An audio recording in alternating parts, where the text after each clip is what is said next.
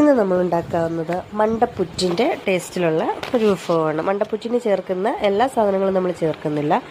അമ്പലത്തിൽ നേർച്ചയ്ക്ക് ഉണ്ടാക്കുന്നത് കൊണ്ട് അതുകൊണ്ട് നമ്മൾ ആദ്യം മണ്ടപ്പുറ്റുണ്ടാക്കുന്നതിന് വേണ്ടി ചെറുപയർ എടുക്കുക. ചെറുതീയിൽ 1/2 ഗ്ലാസ് ചെറുപയർ എടുത്തിട്ടുള്ളൂ. അത് ചെറുതീയിൽ നല്ല രീതിയിൽ വറുത്തെടുക്കുക. പിന്നീട് തരിയുള്ള അരിപ്പൊടിയാണ് വേണ്ടത്. അതുകൊണ്ട് പുട്ടുപൊടിയാണ് എടുത്തിരിക്കുന്നത്. 1/2 ഗ്ലാസ് പുട്ടുപൊടിയും കൂടെ എടുത്ത് നമ്മൾ ചെറുതീയിൽ വറുത്തെടുത്തിട്ടുണ്ട്. പിന്നീട് ഇത് രണ്ടും കൂടെ തണുക്കാൻ വെച്ചിട്ടുണ്ട്. ഫാനിൻ്റെ കീഴിൽ വെച്ചു. അതിനുശേഷം ചെറുപയർ നല്ല രീതിയിൽ പൊടിച്ചെടുത്തു. അതിലേക്ക് കുറച്ച് ഏലക്കയും കൂടി ഇട്ടാണ് പൊടിച്ചത്. എന്നിട്ട് അതിലേക്ക് വറുത്ത് വെച്ചേക്കുന്ന അരിപ്പൊടി തട്ടി പിന്നീട് തിരിങ്ങി വെച്ചിരിക്കുന്ന തേങ്ങയും ഇട്ട് കൊടുത്തു. ഇതിന് ശേഷം നമ്മൾ ജാഗരി പൗഡറാണ് മേടിച്ചത്. ശർക്കരയുടെ ചീകാനുള്ള ഒരു ഇതുകൊണ്ട് ശർക്കരയുടെ പൊടി ഉണ്ടായിരുന്നു. അപ്പോൾ അത് ഇട്ട് കൊടുത്തു. അത് നല്ല രീതിയിൽ ഇട്ട് കൊടുത്തതിന് ശേഷം ഇതെല്ലാം കൂടെ നല്ല രീതിയിൽ മിക്സ് ചെയ്ത് എടുക്കണം. മിക്സ് ചെയ്തതിന് ശേഷം നല്ല രീതിക്ക് മിക്സ് ചെയ്യണം. മിക്സ് ചെയ്തതിന് ശേഷം അതിലേക്ക് കുറച്ച് നെയ്യ് ഒഴിച്ചു കൊടുക്കണം. നെയ്യെന്ന് പറയുമ്പം നമ്മൾ കൂടുതൽ നെയ്യ് ഒഴിക്കുന്നുണ്ട്.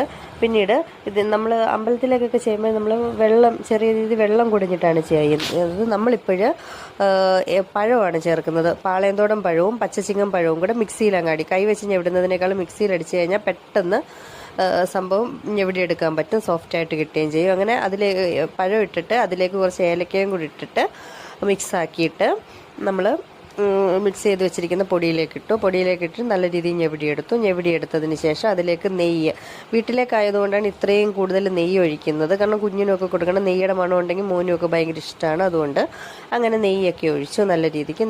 നല്ല രീതിയിൽ നെയ്യ് ഒഴിച്ചതിന് ശേഷം നല്ല രീതിയിൽ ഇങ്ങോട്ട് ഞെവിടി കൊടുത്തു.